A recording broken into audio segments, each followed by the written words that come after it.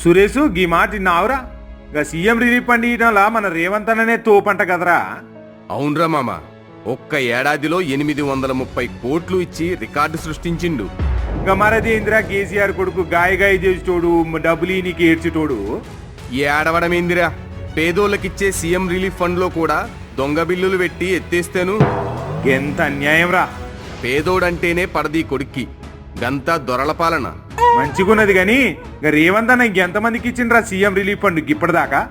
రాష్ట్రంలా 1,60,000 మంది పేద మధ్యతరగతి కుటుంబాలకి ఇచ్చాడ్రా.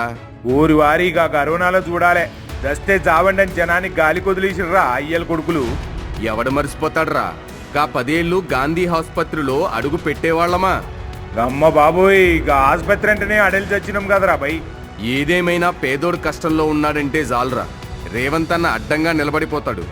ఎంతైనా కాంగ్రెస్ పాలనేరా. రేవంత్ అన్న పాలన అంటే సుపరిపాలనే, ఇట్లనే ఉంటది మరే.